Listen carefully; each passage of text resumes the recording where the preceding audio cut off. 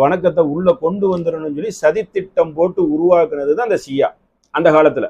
அது கொஞ்சமான மக்கள் ஈரான்லையும் இந்த இந்திய சில பகுதியில இருக்கிறாங்க, விரல் விட்டு என்றோ மைக்ரோ பாயிண்ட்ல இருப்பாங்க. அவங்க என்ன செய்வாங்கன்னா, அந்த கொஞ்சம் சில முன்னோர்கள் பெரியவர்கள் கல் மண்ணு சில மூட பழக்கத்தெல்லாம் கொஞ்சம் கடைபிடிப்பாங்க. சில பேர் அந்த மாதிரி இருக்கிறதுனால அந்த அதோடைய எச்சம் தான் இங்கே உள்ள இந்த சன்னி முஸ்லீம்கிட்டையும் பட்டுக்கிட்டு. அதாவது முஸ்லீம்களை ஒரு இறைவனை வணங்க விட்டுறக்கூடாது, அவங்கள எப்படியாவது திசை திருப்பி அதாவது பண்ணிடணுங்கிறதுக்கு ஒரு சூழ்ச்சியினால் சூழ்ச்சியினால் உருவாக்கப்பட்டது தான் இந்த ஷியாங்கிற ஒரு கட்சி. அது மதம் கிடையாது, ஒரு இயக்கம் மாதிரி அதுதான் இருக்குது. அது எல்லா இடமும் கிடையாது, ஒரு குறிப்பிட்ட இடத்துல தான் இருக்கிறது, மேலோங்கவில்லை. ஏன்னா அது வந்து இனம் சார்ந்தது இயக்கம். இயக்கம் சார்ந்து இருந்தால் அது வளராது. நான் போய் ஷியாவா ஆகலாம்னு நான் நினைச்சா ஆக முடியாது, முஸ்லீமா ஆகிக்கிறலாம். ஏன்னா முஸ்லீம்ங்கிறது பரந்த கொள்கை, பரந்த எண்ணம், பெரிய மனசு உள்ளது, வந்து ஏற்றுக்கொள்ளலாம், மனிதனா வாழக்கூடிய இடம். இனவெறி பிடித்து இருப்பாங்க குழு மாதிரி. நான் நினைச்சா இன்னைக்கு பஞ்சாபி ஆக முடியாது, சிங்கா ஆக முடியாது, நம்ம நினைச்சா இன்னைக்கு யூதன் ஆக முடியாது. அது இனம் சார்ந்தது. எங்க அப்பா முப்பாட்டன்னு சொல்லி தொன்று வரும், அவங்களும் ஏத்துக்க மாட்டாங்க, நம்மளும் போக முடியாது, அவங்க ஏத்துக்கவே மாட்டாங்க. இஸ்லாம்ங்கிறத விட வாசல் திறந்து இருக்கு, வாஞ்சையாக அவங்களை அரவணைத்து ஆற தழுவி ஒரு தட்டில் உட்கார வச்சு சாப்பிட வச்சு ஒன்னா நின்று தொழுது அதை நாங்க என்ன செய்வோம், சகோதரத்தை சமத்துவத்தை வெளிப்படுத்தி காட்டிக்கிட்டு இருக்கோம். கருப்பனுக்கு ஒரு ஸ்கூலு, வெள்ளையனுக்கு ஒரு ஸ்கூல் கிடையாது. கருப்பம் வந்தாலும் கட்டி பிடிப்போம், வெள்ளம் வந்தாலும் கட்டி பிடிப்போம். அந்த மாதிரி ஒரு தாய் பெற்ற பிள்ளைகளாக எங்க ரத்தத்தோட என்ன இருக்கு, பின்னி பிசைஞ்சு இருக்கிற சகோதரத்துவமாக இருக்கிறது. அதான் ஷியாங்கிற சூழ்ச்சியினால் பின்னப்பட்ட ஒரு சதி வலை, அதான் அதுக்கு அர்த்தம். டிஸ்டன்டன்ஸ் என்ன, அதாவது திசை திருப்புகிறீர்கள். ஏன் உங்களை திசை திருப்ப முடியுமா? நீங்களே பயங்கரமான ஆளுங்க, அவங்கள திசை திருப்பு நாங்கள் எங்கே கொண்டு போவா? திசை திருப்புறதுக்கு ஒன்றுமே கிடையாது. மார்க்கத்தை சொல்கிறோம், நீங்கள் தான் முரண்பட்டு ஒரு கொள்கையில கிடக்குறீங்க. பரிதாபமாக இருக்கிறது, இறைவனுக்கு மகன் என்று சொல்லி பரிதாபமாக கிடக்குறீங்க.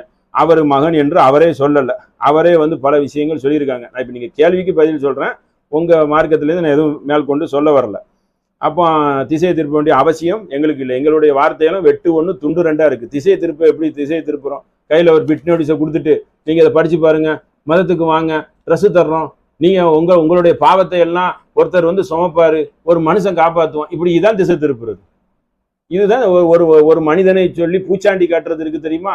ஓ ஹோ அப்படின்னு கத்துறது அப்படிங்கிறது, தொட்டா வந்து ஒரு நொண்டியை வந்து குணப்படுத்துறது, காலை தடவுனவுடனே கடகடன் நடக்கிறது, கண்ணை தடவுனதும் ஆஹா பிரகாசமா சூரியன் தெரியுதுங்கிறது, அப்படி காதுல கை வச்சதும் காது கேட்டு விட்டதுன்னு சொல்லி கத்துறது, இது பேர் தான் திசை திருப்புவது, பைத்தியக்காரத்தனன்னு சொல்றது. மெண்டல் ஆஸ்பத்திரிக்கு தள்ளக்கூடிய சூனியக்கார காரியம் இதுதான்.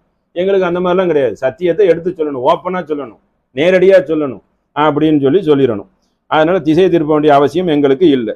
தொடர்ந்து செய்து வந்த பணி என்ன? நபிகள் நாயகம் தொடர்ந்து செய்து வந்து ஏற்கனவே சொல்லியாச்சு. நபிகள் நாயகம் அநீதிக்கு எதிராக இருந்தாங்க, இறைவனை வணங்க சொன்னாங்க, சுயமரியாதையோட வாழ சொன்னாங்க, சொந்தங்களை பேணி மதித்து வாழ சொன்னாங்க.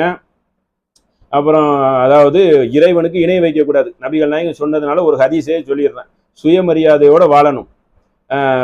சொந்தங்களை, அதாவது சொந்தமா இருக்கிறவங்கள அவங்கள என்ன செய்யணும், மதிக்கணும் அப்படின்னு சொல்லி நபி போய் விபச்சாரம் செய்யக்கூடாது அப்படியெல்லாம் சொல்லி சில சரத்துகள், ஒப்பாரி வைக்கக்கூடாது, ஒப்பாரி வைத்து இப்படி அழக்கூடாது, இப்படி எல்லாம் சில சட்டங்களை போட்டு தொடர்ந்து இந்த பிரச்சாரத்தை தான் செய்து வந்தாங்க. இறைவனை வணங்கணும், இறைவனுக்கு இணை வைக்கக்கூடாது, வட்டி வாங்கக்கூடாது, கொலை செய்யக்கூடாது, கொள்ளையடிக்கக்கூடாது, மது அருந்தக்கூடாது. மது அருந்தவன் எண்ணெய் சார்ந்தவன் இல்லை, மோசடி சேர்ந்தவன் எண்ணெய் மண்கசைனா ஃபலைசமின்னா, ஒரு மோசடி சேர்ந்தால் அவன் எண்ணெய் சார்ந்தவன் இல்லை. நபிகள் நாயகம் சொன்னது ஒரு கடலை பருப்பு மாதிரி இருக்கு, அதை கையை விடுறாங்க, போலியானது இருக்கு, இதை சேர்ந்தா எண்ணெய் சார்ந்தவன் இல்லை. இஸ்லாத்தை பாருங்க, இப்படிப்பட்ட ஒரு மார்க்கம். இது இறைவன் தந்தாதான் இப்படி இருக்கும், மனிதன் உருவாக்குனா இப்படி இருக்குமா? சின்ன ஒரு கடலை பருப்புக்கு கூட நபிகள் நாயகம் என்ன சொல்றாங்க, இப்படி ஒரு மோசடி சேர்ந்தா நீ எண்ணெய் சார்ந்தவன் இல்லை, முஸ்லீம் இல்லைன்ட்டாங்க.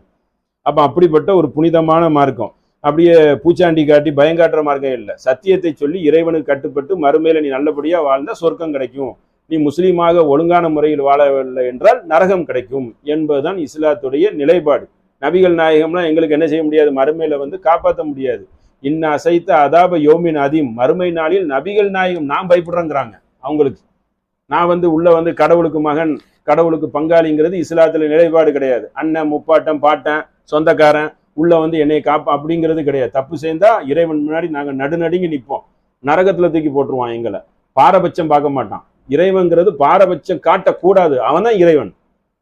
உலகமா தாய் தந்த அண்ணன் தம்பின்னு பாசம் காட்டுறதுக்கு? இறைவன்கிறவன் நீதிமான்.